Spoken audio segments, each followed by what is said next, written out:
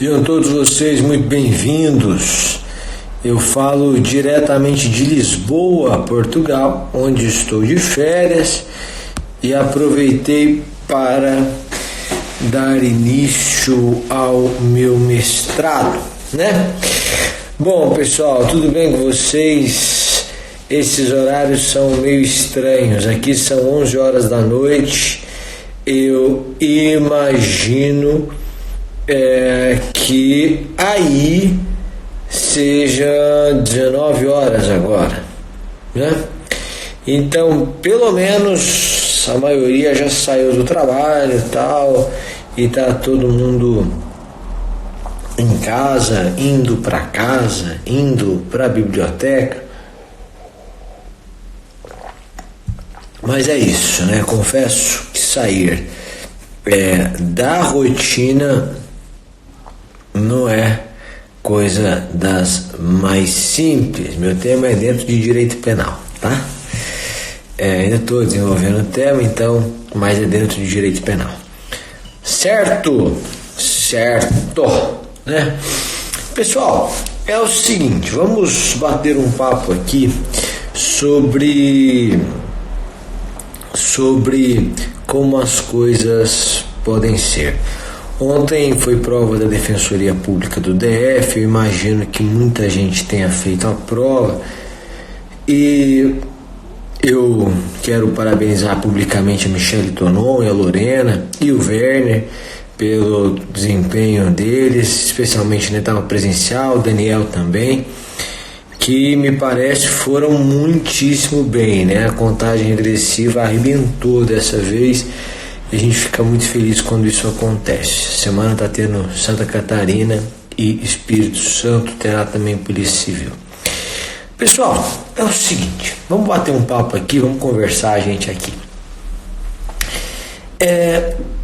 Algumas coisas na vida são inevitáveis. Você, se pudesse voltar atrás, faria diferente, mas não pode voltar atrás, então já está feito.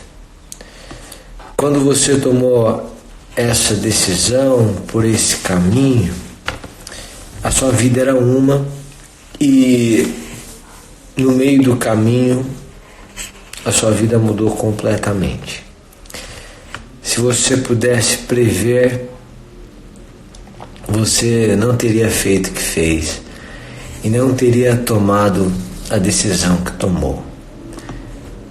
Fernando Pessoa, em uma das suas manifestações mais inteligentes, ele diz assim: se o coração pudesse pensar, ele pararia. E o coração não pode pensar, então ele não para.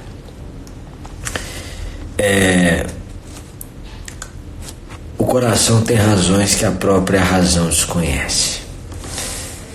Então, de repente, você tomou um caminho.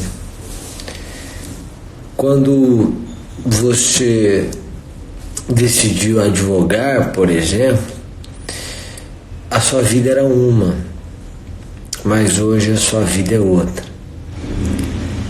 Não é só uma questão de maturidade, a maturidade te fez enxergar erros do passado. Às vezes, a sua decisão no passado nem estava errada. É que a vida lá era outra mesmo. Não é uma questão de imaturidade ou de você não ter percebido o óbvio e então você lamentar o seu erro. Não foi um erro. A gente pode chamar isso de fatalidade, mas eu gosto muito de uma expressão de um grande amigo meu que chama isso de trama divina. Quem vai entender a trama divina? Ninguém entende essa trama divina. Então, você de repente se descobre nessa situação. Às vezes você tem uma sensação de impotência mesmo, porque basicamente você se vê enlaçado, uma realidade, e você pode fazer muito pouco por ela ou para mudá-la em um curto intervalo de tempo. Mas a projeção é de algo a longo prazo. E isso também é desanimador. Só que tudo isso é inevitável. Só que você já está aí. Então eu começo a pensar em como as coisas podem ser. Como é que a gente pode construir o nosso cotidiano a partir daquilo que não pode mudar? E essa é uma reflexão que eu faço com você e que eu faço para mim também. A Brené escreve um livro, ela escreveu um livro que ficou muito conhecido por ele, que se chama A Coragem de Ser Imperfeito, mas eu não li. Estou lendo o outro, que chama A Coragem para Liderar. E ela demonstra efetivamente como esse lado humano da vulnerabilidade é contagiante, porque gera empatia. Basicamente, o que eu quero pensar com você aqui? Se o caminho que você tomou nesse momento é inevitável, se você se vê numa subida, então continuar subindo é cansativo, continuar subindo é desafiador, você não sabe quando você conclui essa montanha, mas a outra opção é descer. Descer é leve, descer é fácil, mas descer é um retrocesso que você não quer viver. Então, racionalmente você conclui que só há uma forma. E essa forma é justamente continuar subindo. Então, eu gostaria de pensar que você pode encarar esse momento pelo qual você passa, em primeiro lugar, da seguinte maneira: o que há de belo nesse seu caminho? Você já se perguntou o que há de privilégio ou de bênção nesse seu caminho? Eu penso que o ser humano pode crescer em diversas áreas. Ele pode crescer fisicamente, melhorar de saúde, melhorar o seu desempenho físico. Ele pode crescer intelectualmente. Ele pode crescer espiritualmente. Ele pode crescer moralmente. Ele pode crescer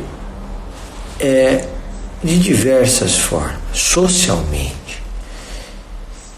E então eu gostaria que você pensasse, você que está estudando para o concurso da magistratura,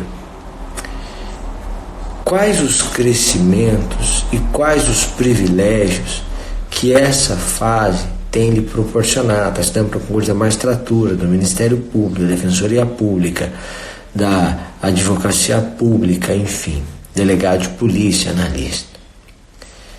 Quais crescimentos esta fase tem lhe proporcionado? Que privilégios?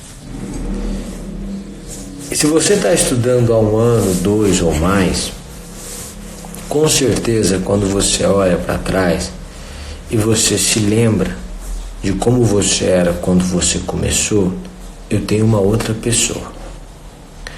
Hoje você é uma pessoa mais humilde, Porque aquela prepotência própria dos ignorantes, você perdeu. Você hoje é uma pessoa mais disciplinada, porque por mais que você seja indisciplinado, e eu vejo um culto à indisciplina no mundo jurídico, quer dizer, os memes são todos de indisciplinado e matéria acumulada. É uma graça esse negócio da matéria acumulada, mas não deve ser uma verdade. Mas ainda que seja uma verdade na sua vida, com certeza hoje você é uma pessoa muito mais disciplinada do que você era. E isso tem transformado a sua forma de ver a vida, de entender a vida. Então hoje eu tenho uma pessoa mais humilde, eu tenho uma pessoa mais disciplinada, eu tenho uma pessoa mais estudiosa. Você não concorda comigo que você hoje é muito mais estudioso do que você é? Às vezes você era um péssimo aluno e hoje você é uma pessoa estudiosa. Hoje você é uma pessoa mais solidária. O sofrimento tende a unir as pessoas. Mas não há vinho aqui não, viu? Eu tô tomando água. Isso aqui é água, não é vinho não. O sofrimento tende a unir as pessoas. O sofrimento só separa quando quem sofre ainda não perdeu a arrogância. Então ele não quer confessar sua fraqueza.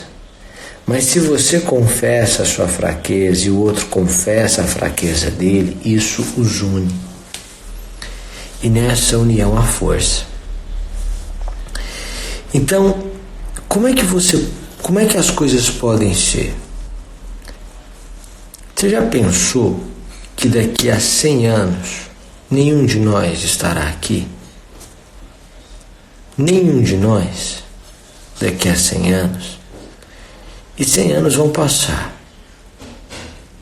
E o que são 100 anos para a história? Nada. Então, você tem o privilégio de viver mais 50, 70 anos, não sei quantos anos você tem, nessa terra. E você está percorrendo um caminho que vai durar 1 ano, 2, 3. Gente, vai me desculpar quem defende o desequilíbrio, mas eu não acho que dá para o sujeito viver 2, 3, 5 anos de uma forma infeliz. Eu acho que não dá. Às vezes você não está exausto. A sua disciplina pode ser puxada, mas a sua exaustão, o seu cansaço não é físico. Não é só mental. É solidão mesmo. Existe um estudo que demonstra que o abatimento é muitas vezes gerado pela solidão. Então, o que tem feito você parar, ou você desistir, ou você fraquejar, às vezes não é nem o espaço de tempo que você tem, mas é a sensação de que você está sozinho nesse barco. É a sensação de que a vida está passando e você não. É a sensação de que você não está colhendo nada do que está plantando. E isso tem deixado você exausto. Mas esse sentimento pode ser uma verdade. Portanto, ele existe. Mas ele não pode se fundar em uma verdade. Porque as razões para ele existe de verdade, mas as razões para ele existir não devem ser verdade. Se você está se sentindo sozinho, você tem que pedir ajuda. Mas não é ajuda para mim só. Você tem que pedir ajuda. E você tem que se ajudar. Você tem que conversar com pessoas. Você tem que ir para lugares que você nem quer ir, para ver gente, conversar com gente, encontrar pessoas. Deixa eu te dizer uma coisa. Há muita gente de mentira e as pessoas estão loucas atrás de gente de verdade. Então, se você for uma pessoa de verdade e se você se expuser, claro, não é se ridicularizar, mas se você der a cara a tapa, procurar pessoas, se importar com pessoas, ser capaz de ouvir pessoas, essa solidão sua vai diminuir muito. Isso vai trazer uma sensação de grupo, de que nós estamos juntos nessa, e de que a gente pode construir algo efetivamente relevante, e que é só uma fase. Eu posso passar por essa fase da vida pensando assim: eu estou me tornando alguém melhor, eu estou me conhecendo mais, eu estou passando por uma dor, por uma incerteza, por uma insegurança, que estão fazendo eu compreender que eu não tenho controle sobre as coisas e sobre a minha vida. Isso tem gerado em mim fé, talvez uma dependência divina, e isso tudo é salutar. Eu tenho percebido que a vida é muito maior do que eu imaginava. E também eu preciso me lembrar que a vida não é só essa prova. Preciso me lembrar que eu tenho família, que eu tenho um diploma, que eu estou estudando para o cargo dos sonhos, e que, portanto, eu tenho um sonho.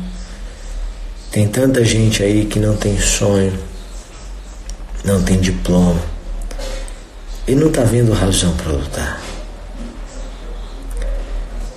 Eu sei que pode demorar 5 anos para isso tudo acontecer na minha vida. Mas quando acontecer, tem que ser para valer. E eu tenho que ter senso de missão, eu tenho que me doar mesmo. Porque é preciso que os meus braços, a minha mente, o meu coração sejam coerentes. Eu tenho que ter um plano B na vida mesmo, como uma forma de diminuir a minha ansiedade, que é a compreensão de que se o que eu quero não acontecer, eu posso fazer outra coisa. Eu não tenho uma única habilidade, mas eu tenho que correr atrás do plano A. Eu tenho que parar de já ir direto no plano B. E olha que durante muito tempo na minha vida eu fui atrás do plano B, diretamente. Então você tem que parar de ir atrás do plano B. O plano B é uma opção que você tem, mas ela é subsidiária. Você tem que ir atrás do plano A. A maioria das pessoas que você conhece aceitou o plano B e foi atrás do plano B, porque porque o plano B sempre é mais simples, mais fácil, mais acessível. É diferente do plano A. Só que se essas pessoas pudessem voltar no tempo, elas não iriam pelo caminho que foram.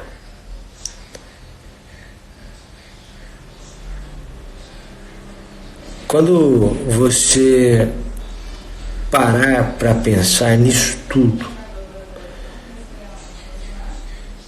você deve compreender que essa fase sua tem que ser vivida de uma forma leve, evidentemente, sensata, evidentemente. Eu não gosto dessa frase, plano B é fazer o plano A dar certo.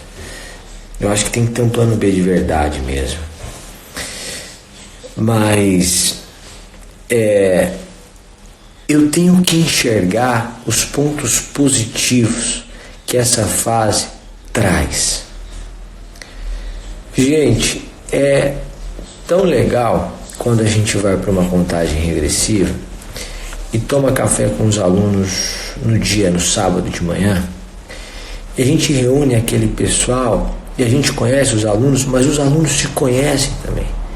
Aí a gente começa a seguir um outro aluno, tudo, e aí a gente vê que esses alunos estão se encontrando depois, e aí eles se reúnem no pós-prova, no domingo. Então sai todo mundo junto no domingo e eles vão, depois da prova, saem, vão para uma festa, para um bar, para um restaurante, sei lá, e se reúnem todos. Essa união de gente do país inteiro que tem muito em comum e que de fato não é concorrente de nada. Eles estão concorrendo a uma vaga, mas entre si não são concorrentes. Isso de você colocar o Rio Grande do Sul sentado com o Ceará, conversando com Goiás, é tão rico. E essa fase sua te proporciona isso. E quantas amizades e quantos relacionamentos não nascem disso? Claro que isso não lhe poupa, não poupa você do essencial, que é estudar, que é fazer a sua parte. Mas essa fase que você está vivendo, se você está fazendo a sua parte, ela está te proporcionando conhecer muita gente.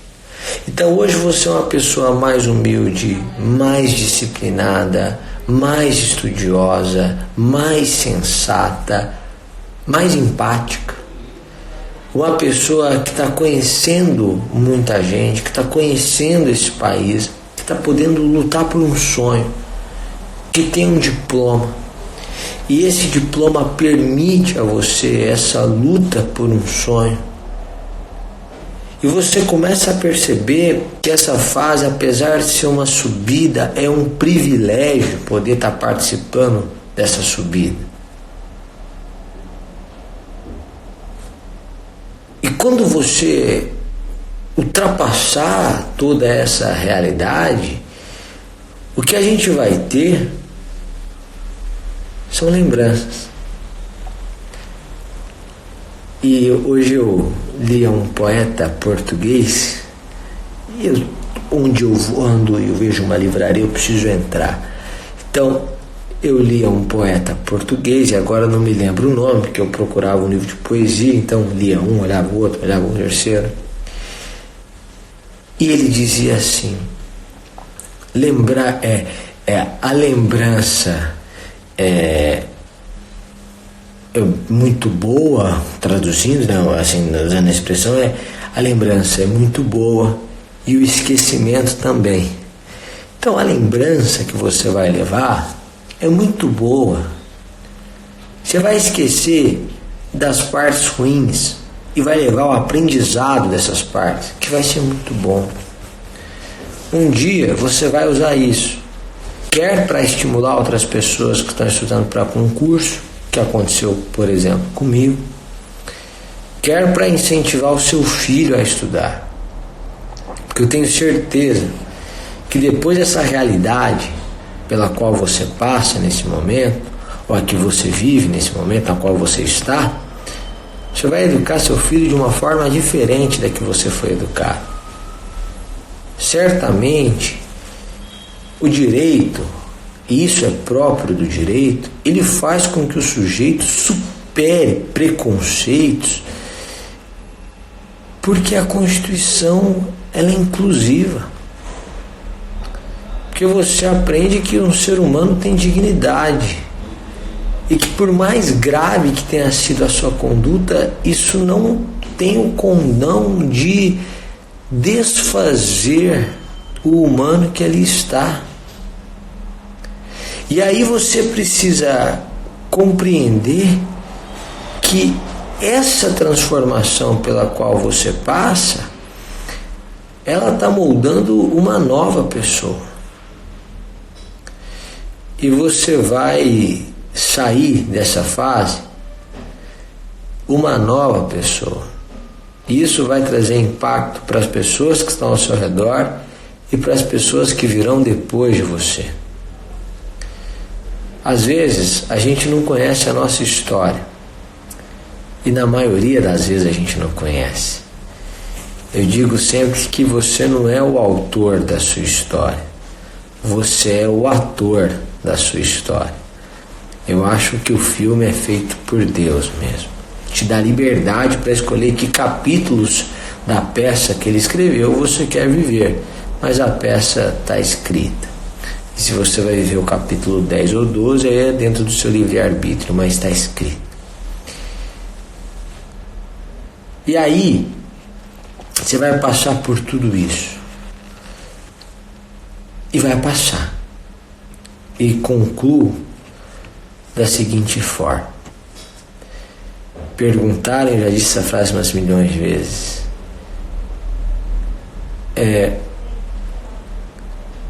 Perguntaram